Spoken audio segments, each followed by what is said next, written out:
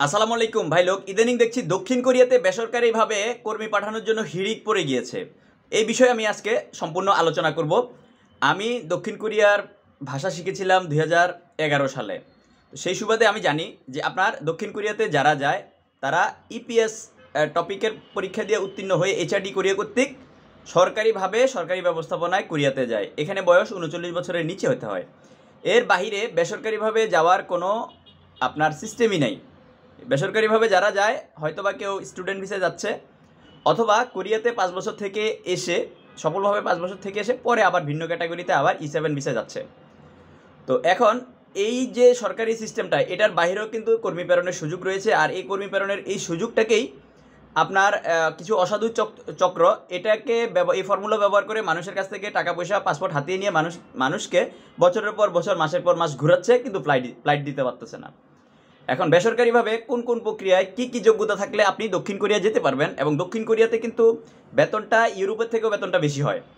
পাশাপাশি আপনার বেসরকারিভাবে গেলে ইউরোপে সেনজেনমুক্ত দেশে যেতে যে টাকা খরচ হয় আপনার কিন্তু সেই টাকা খরচ হবে।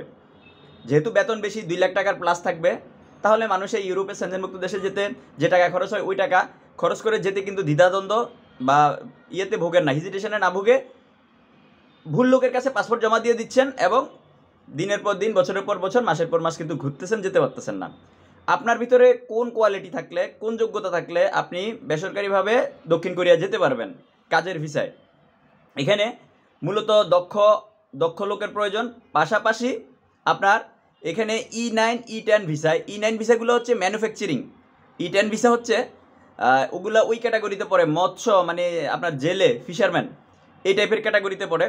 এগুলো ভিসা হবে আপনার 4 বছর 9 মাস মেয়াদি ভিসা হবে। আপনি এই ক্যাটাগরিতে এই সময়কালের জন্য আপনি যেতে পারবেন, কিন্তু আপনার ভিতরে যোগ্যতা থাকতে হবে, ওই যে 39 বছরের ভিতরে বয়স থাকতে হবে। পাশাপাশি বয়স হলেই হবে না, আপনার কোরিয়ান ভাষার দক্ষতা থাকতে হবে। কোরিয়ান ভাষার দক্ষতা থাকলেই হবে না, আপনি কোরিয়ান ভাষায় পরীক্ষা দিয়ে টিকার পরে আপনার নামটি রোস্টারভুক্ত, যে এইচআরডি কোরিয়া কর্তৃক যে ওয়েবসাইটে রোস্টারভুক্ত থাকে সেই রোস্টারভুক্ত থাকতে হবে। অর্থাৎ আপনি কোরিয়ান ভাষা জানলেই হবে না, কোরিয়ান ভাষা পরীক্ষা দিয়েছেন, উত্তীর্ণ হয়েছেন, তারপরে কোরিয়া যাওয়ার জন্য আপনার নাম ওদের ওয়েবসাইটে লিপিবদ্ধ হয়েছে, আপনি অপেক্ষামান আছেন। 2 বছরের ভিতরে আপনি যখন টিকবেন তখন 2 বছরের ভিতরে যদি আপনার নামটা কোনো নিয়োগকর্তা যদি আপনাকে খুঁজে না পায়, বা আপনার সাথে কোনো নিয়োগকর্তা যদি ব্যাটে বলে না মিলে, তাহলে কিন্তু অটোমেটিকলি সার্ভার থেকে আপনার নামটা ডিলিট হয়ে যাবে। অর্থাৎ আপনি পরীক্ষা পাশ করলেই যে সরকারি ব্যবস্থাপনায় যেতে পারতেছেন কোরিয়াতে, বিষয়টা তা না। ওই যে আপনি সরকারিভাবে আপনার পরীক্ষা দিয়ে টিকার পরে আপনার সর্বোচ্চ নাম্বারের ভিত্তিতে নিয়োগকর্তা আপনাকে খুঁজে বের করে নেবে।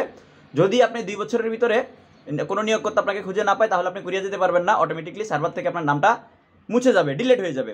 আমরা করতে পারতেছি কি, এই যারা ওই সকল লোকরা যারা সার্ভারে অলরেডি নাম আছে, রোস্টারভুক্ত হয়ে গেছেন, ওই সকল লোকগুলোকে আমরা E7 ভিসা, E9 ভিসায় এবং E10 ভিসায় আমরা পাঠিয়ে দিতে পারবো। এটা সরকারিভাবে আপনার কোরিয়ান সরকারিভাবে অনুমোদন আছে।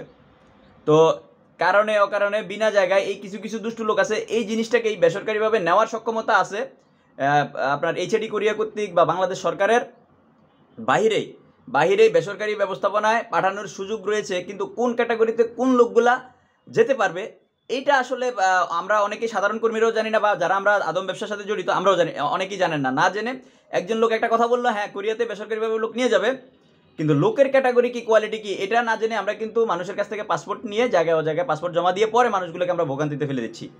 তো বর্তমানে যারা শিপইয়ার্ডের কাজ জানবেন, যেমন ওয়েল্ডিংয়ের কাজ জানবেন, ভাষাগত দক্ষতা আছে, রোস্টারভুক্ত আছেন, তারা অবশ্যই যোগাযোগ করতে পারেন।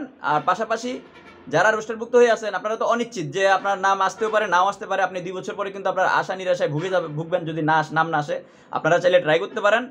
পাশাপাশি আপনার পাসপোর্টের হুবহু তথ্য, আপনার এনআইডি কার্ডের হুবহু তথ্য, আপনার জন্ম নিবন্ধনের হুবহু তথ্য, আপনার সার্টিফিকেটের হুবহু তথ্য, এগুলো অ্যাকুরেট হতে হবে। কোনো নামের বানান ভুল, অথবা আপনার নামের একটা ওয়ার্ডের বেশ কম আছে, একটা অক্ষরের বেশ কম আছে, অথবা জন্ম তারিখের হেরফের আছে, তাহলে কিন্তু হবে না। আপনার পাসপোর্টের সাথে, সার্টিফিকেটের সাথে, সব কিছুর সাথে অ্যাকুরেট যদি মিল থাকে, তাহলে আপনি আবেদন করতে পারেন।